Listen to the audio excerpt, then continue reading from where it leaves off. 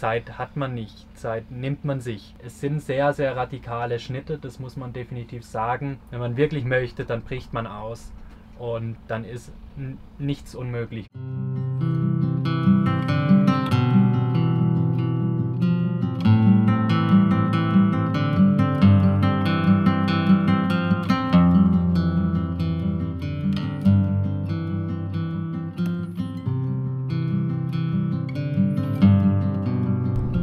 Hallo, ich bin Alex, das ist Piki. Hier haben wir Elon, ich bin Max und das ist unser Van, mit dem wir die letzten 12 Monate durch Europa getourt sind.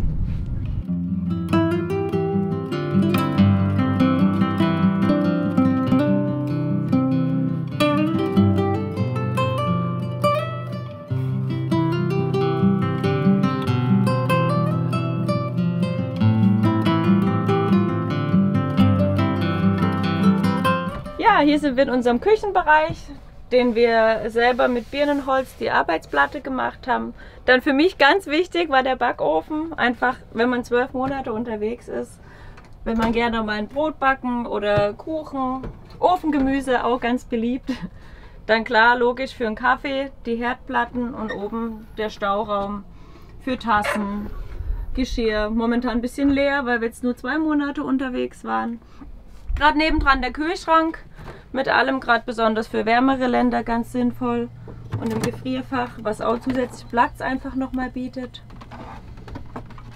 Und dann direkt gegenüber das Waschbecken, damit man alles auch wieder sauber kriegt und entsprechend wieder verstauen kann. Genau, die Arbeitsfläche hier ist mit Epoxyharz bearbeitet, einfach, dass es wasserabweisend ist. Und uns war wichtig, überall so ein Stück vom Schwarzwald, von unserer Heimat mitzunehmen. Deswegen das Holz eben aus der Region und entsprechend alles selber bearbeitet, geschliffen und hergestellt. Mir wurde es mehr oder weniger schon in die Wiege gelegt. Wir sind von der Familie her schon immer unterwegs gewesen. Mit 6 Jahren das erste Mal Costa Rica, mit 10 Jahren Roadtrip in Neuseeland. Das war so der Verlauf, auch nach dem Abi dann für ein Jahr weg gewesen. Und irgendwie war dann der Gedanke da, während dem Studium, dass man halt im Anschluss darauf nochmal weggeht. Das Jahr davor war eben in Asien mit dem Backpack und irgendwie hatte man dann so die Idee, warum nicht auch mal Europa. Und durch das, dass wir immer mit dem Campingfahrzeug gereist sind und selber ausgebaut haben, war dann eigentlich das der einzige Weg. Wohnung haben wir komplett gekündigt. Alex hat selber. Also ich habe davor halt 11 Jahre in der Pflege gearbeitet und habe mich dann so von dem Gedanken ein Stück weit einfach mitreißen lassen und habe gedacht, ja klar, lassen wir uns auf das Abenteuer ein gemeinsam. Bin davor auch in Jahren in Australien gewesen, aber sonst jetzt so campingmäßig oder sowas war das für mich komplett Neuland jetzt die letzten 12 Monate, ja. Uns war es halt wichtig, dass man ein bisschen Grün mit dabei hat und im Endeffekt sind es einfach nur so diese Handyhalterung, die man fürs Auto benutzt. Diese Gummipads und wir haben es versucht über das Jahr hinweg und es hat sich super bewährt, dass auch während der Fahrt bei den Hucken und alles sich nichts bewegt. Genauso hier mit den Gewürzen. Das sind eigentlich einfache Ikea-Gläser, aber oben die Deckel festgeschraubt, so dass nichts klappert während der Fahrt. Man kann es einfach lösen und hat alles aber entsprechend auch griffbereit. Und auch für die Messer im Endeffekt einfach mit einer Magnetleiste befestigt. Es ist griffbereit, man sieht, was man dabei hat. Viel braucht man sowieso nicht. Und weil zum Teil die Fragen kamen, die Unfallgefahr war bis jetzt nicht so groß. Also es hat alles gehalten, es bewegt sich nichts. Und ja, man hat immer genau im Blick, was da ist. Und ja, hier vorne sind wir in unserer Sitzecke. Wir haben uns dafür entschieden, dass wir die Sitze drehbar machen. Einfach um zusätzlichen Raum zu gewinnen, weil wir nicht eine direkte Sitzbank integrieren wollten. Und hier lässt sich es gut aushalten zu zweit. Wir haben hier so einen Swivel Table, den wir frei bewegen können oder auch komplett demontieren können. Auch den haben wir mit dem Epoxyharz bearbeitet, damit einfach die Oberflächen gut zum Reinigen sind. Im Waschbeckenbereich perfekt, wenn Wasser drauf ist oder halt hier auch auf dem beweglichen Tisch. Ansonsten ist Natur und einfach nur geölt, wobei wir auch hier mit Epoxyharz uns ein bisschen verkünstelt haben. Das ist dann einfach so die eigene Note, wo man ein bisschen dazu gibt. Aber ansonsten alles in Holz gehalten. Ich stehe mal auf. Hier oben haben wir einfach Stauraum für Kleidung. Da sieht man gleich, welche Ecke aufgeräumt ist und welche nicht so. Wir machen wieder zu. Der kreative Wahnsinn, der ist eigentlich schon lange in meinem Kopf oder mittlerweile in unserem Kopf. Über die Jahre schaut man sich Sachen ab, man entwickelt eigene Ideen und wenn man dann diese Möglichkeit hat, sich kreativ komplett auszuleben, dann ja, lässt man einfach mal alle Gedanken von der Leine und es ist dann auch ein Prozess, es ist nichts, was vorher komplett steht. Das Ganze war zwar durchdacht und wir wussten, was wir haben möchten, unsere Schwerpunkte haben wir gesetzt, aber durch den Ausbau, also wir haben 3 Monate lang ausgebaut, komplett. Das waren 3 Monate, wo wir zu zweit von morgens bis abends am Van gearbeitet haben. Wochenende gab es in dem Sinne nicht, aber wir wussten ja, es kommt dann quasi ein langes Wochenende. So, hier kommen wir in den Nasszellenbereich. Wir haben uns dazu entschieden, eine Dusche einzubauen, wo ich am Anfang eigentlich gar kein Fan davon war. Aber im Nachhinein war es die goldrichtige Entscheidung, weil wenn man 12 Monate unterwegs ist, wir machen viel Sport und dann war immer am Abend die Dusche einfach der krönende Abschluss. Und auf den Bereich will ich auf keinen Fall mehr verzichten. Auch durch das, dass wir uns einen Warmwasserboiler verbaut haben, ist es einfach extrem komfortabel. Und wie gesagt, das war nahezu täglich die Dusche, bevor man dann ins Bett gesprungen ist. Hier hinten groß, 1,40 Breite, 2 Meter Länge. Wir haben hier auch auf Komfort gesetzt. Wir wollten eine gute Matratze haben und auch einen richtigen Lattenrost drunter.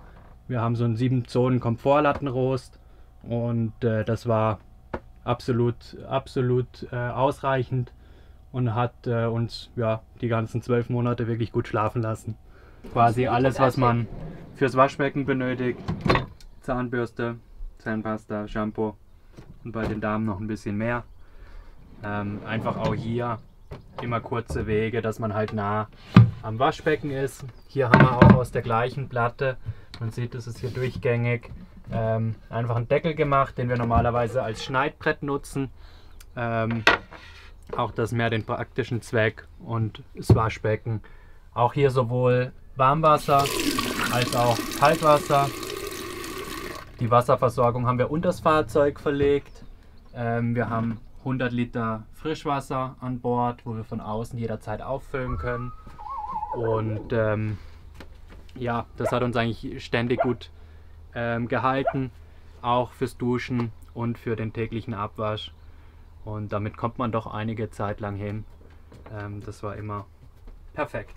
Dann haben wir ein bisschen kalkuliert, wie viel braucht man ungefähr pro Monat, haben das dann im Laufe der Reise auch für uns dokumentiert, um wirklich den Überblick zu haben, wie viel ist es tatsächlich, und sind aber sehr gut eigentlich mit dieser ganzen Kalkulation hingekommen. Und das Sparen war über, ich würde sagen, 2 Jahre in etwa, um dieses Jahr so finanzieren zu können, ja.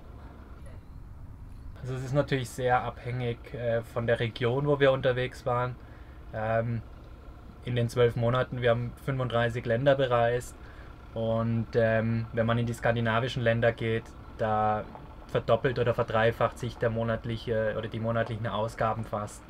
Hingegen, wenn man dann wieder in den Süden geht, Marokko, dort deutlich weniger Kosten. Ein großer Faktor ist natürlich immer der Sprit. Auch davon hängt viel ab, ob der Liter knapp 2 Euro kostet oder ob er 80 Cent kostet. Aber plus minus könnte man, denke ich, mit so zwischen 800 und 1500 Euro im Monat mit allem zusammen. Also im Schnitt würde ich sagen 1, 2. Ja, gibt eine kleine Besonderheit bei uns, die betrifft eigentlich den hinteren Teil des Vans. Wenn wir hier einmal rumgehen. Wir hatten es vorhin innen schon angesprochen, die Betthöhe bei uns höher als normalerweise. Der Grund dafür sind unsere Bikes. Das ist die Seite hier. Wir wollten die Fahrräder einfach zu verstauen haben und haben uns deswegen für so ein Slide-System entschieden. Man nimmt im Prinzip hier einfach nur die Räder raus. Gut, hier liegt noch die Matte. Und kann die Bikes dann problemlos rausziehen. super easy zum Montieren, Demontieren. Und die Lenkerhöhe von der Gabel vorne hat dann einfach hier das Maß gegeben von der Rahmenkonstruktion vom Bett. Was dann zusätzlich war hier nebendran der komplette Bereich, der frei war. Und auch hier haben wir uns für ein Slide-System entschieden und können quasi das Ganze bis auf 1,80 rausziehen, sodass 8 Kisten mit großem Volumen Platz haben und obendrauf dann auch nochmal, also es ist tatsächlich so viel Stauraum, dass man nicht weiß, was man machen soll. Da gibt es dann eine Werkzeugkiste und eine Spielekiste und es ist genug Platz für jeden. Das Ganze auch wieder super easy zum Verstauen. Bis wie viel Kilo kannst du das denn belasten? Das geht bis 220 Kilo und da kam uns dann eben auch die Idee, wo ich diese verbaut hatte für den Stauraum. Warum nicht ein kleines besonderes Feature? Und das betrifft dann das Bett. Man träumt ja immer davon, unterm Sternenhimmel zu schlafen. Und hier haben wir jetzt quasi das gleiche System. Bett einmal komplett raus. Und wenn man möchte, kann man hier entsprechend unter freiem Himmel schlafen. Also eben auch von der Stabilität her, es wirkt auf den ersten Blick nach einem extremen Auszug, aber es ist von der Belastbarkeit her wirklich, es bewegt sich natürlich auch durchs Fahrzeug, aber die Stabilität ist gegeben und wie gesagt auf 220 Kilo, das hält sogar uns beide statt. Und dann geht es wieder rein, genau, entriegeln und zurück rein. Ich habe auf den 5. Geburtstag die erste Werkbank bekommen. Meine Eltern haben da sehr schöne Schwerpunkte, wie ich finde, gelegt mit Handwerk und auch sehr naturverbunden. Die ganzen Reisen, die wir gemacht haben, da liegt quasi der Ursprung von dem Ganzen drin. Und dann wächst man da rein und das sind Jahrzehnte, wo man handwerklich arbeitet und was macht und sich halt Stück für Stück auch steigert und wieder neue verrückte Ideen entwickelt. Und im Moment ist das hier darin gipfelt's im Moment. Mal schauen, was jetzt in den nächsten Monaten noch kommt. Ja, für uns sind es die Lichtschalter eben mit einem dimmbaren Licht, einfach, dass man sich auch abends ein bisschen gemütlicher machen kann. Und auch hier so die Liebe zum Detail, einfach die 3 verschiedenen Formen, auch wieder mit der Rinde entsprechend ein Stückchen von der Natur mit dabei. Und eben für alle 3 Bereiche, Schlafbereich, Flur und Küchenbereich, jeweils separat. Wir haben uns dafür entschieden, dass wir möglichst viel Fensterfläche haben wollen. Bei uns ist mehr so das Prinzip, wir wollen rausgucken und immer das Gefühl haben, mit der Natur irgendwie doch auch verbunden zu sein. Und das war am Anfang ein Transporter. Wir haben dann einen Scheibensatz gekauft, der den ganzen Van quasi verglast, das ausgeschnitten. Und damit das Ganze vom Design-Element ein bisschen zusammenpasst, haben wir uns für eckige Rahmen entschieden, weil ja sonst vom Fahrzeug her immer diese runden Kanten drin sind oder Rundungen drin sind. Und wir wollten mehr diesen Hauscharakter ein bisschen erzeugen hier drin. Deswegen sind wir auf dieses Eckige gegangen und fanden dann am Schluss, dass es auch recht gut rausgekommen ist. Auch hier dann so ein paar Details mit den Naturrinden noch, dass wir einfach dieses Element Natur noch mehr mit einbezogen haben in den Ausbau. So, halt wieder. Und hier vorne dann, auch vom Kochen her, hat man immer einen netten Ausblick nach draußen. Das einzige Problem, was sich ergeben hat, war natürlich, dass wir die Fenster nirgends öffnen können. Und gerade wenn dann vom Wetter her eher mal Regentage sind oder irgendwas, möchte man natürlich schon lüften können. Deswegen haben wir uns hinten für die Heckluke entschieden, die zum Klappen. Und was dann der komplette Gamechanger war die Luke hier vorne. Die ist einfach elektrisch, die öffnet im Prinzip auf Knopfdruck, kann auch programmiert werden. Und das ist eine überdachte Luke wo die Luft entweder rausgezogen wird oder reingeblasen wird.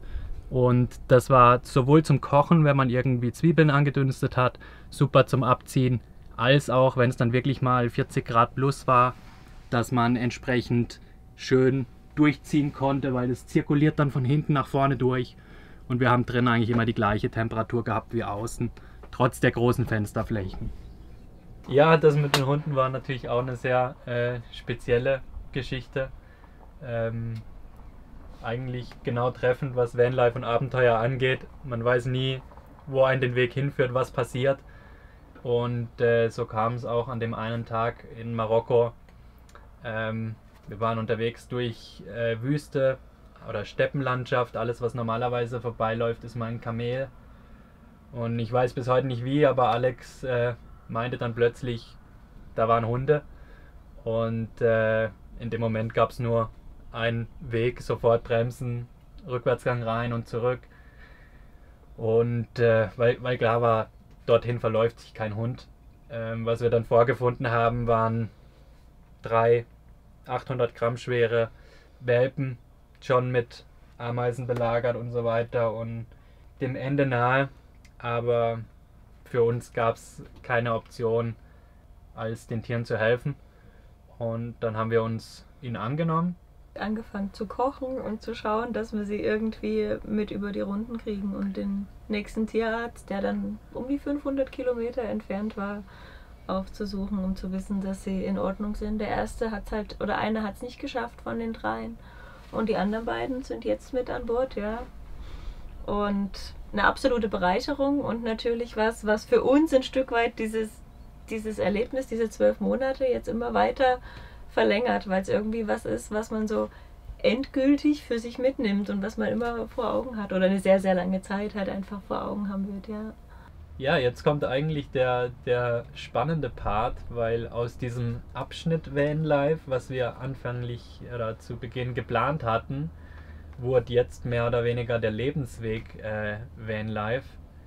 Wir haben uns dazu entschlossen, aufgrund der ganzen Nachfrage und den vielen Zusprüchen, die wir erhalten haben auf der Reise. Viele haben uns kontaktiert und die Frage war immer wieder, können wir so einen Van kaufen oder halt auch können wir so einen Van mieten.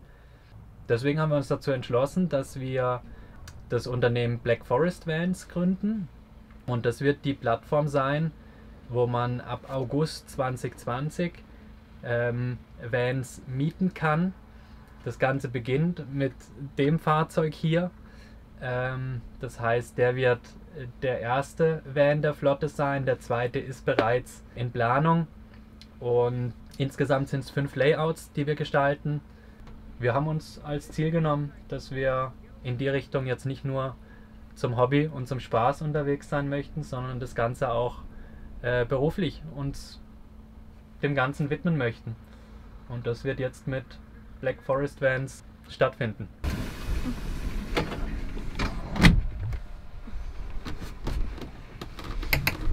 Wie oft hast du denn da schon in den Sternenhimmel geguckt? Es hat sich meistens eher auf den Sonnenaufgang oder Sonnenuntergang bezogen, weil jetzt in der Nacht selber ist man eher selten dann draußen gewesen, sondern mehr so, dass man tagsüber halt, um eine Pause zu machen oder wenn man was gelesen hat oder so, was dafür bietet sich's an. In der Nacht war dann schon eher so, dass man das Bett drinne hat und die Türen zu, ja. Ja, vielleicht einfach die Chance zu geben, den kleinen Dingen den Mehrwert abzugewinnen. Vielleicht mal sich morgens, das haben wir des Öfteren gemacht, auch mal den Wecker auf 4:30 Uhr oder 5 Uhr stellen, aufstehen, Wanderschuhe an, auf den nächstgelegenen Berg hoch und dann mal den Sonnenaufgang dort angucken. Der muss nicht wahnsinnig spektakulär sein, aber das sind Erinnerungen und Momente, die einem bleiben, weil sie halt nicht nur zweidimensional sind. Sie haben den Moment, man spürt das, was um einen herum ist und ich bin mir sicher, wenn man das macht, das wird man so schnell nicht vergessen und es ist was total Banales. Es startet mit dem früh aufstehen, Schuhe anziehen und rausgehen. Und wenn man das immer weiter macht, dann entstehen irgendwann Dinge, die man vorher sich nicht hätte können erträumen. Und das ist der Punkt, wo wir jetzt gelandet sind. Das hätten wir uns alles so am Anfang nicht unbedingt gedacht. Aber jetzt stehen wir hier und es fühlt sich perfekt an.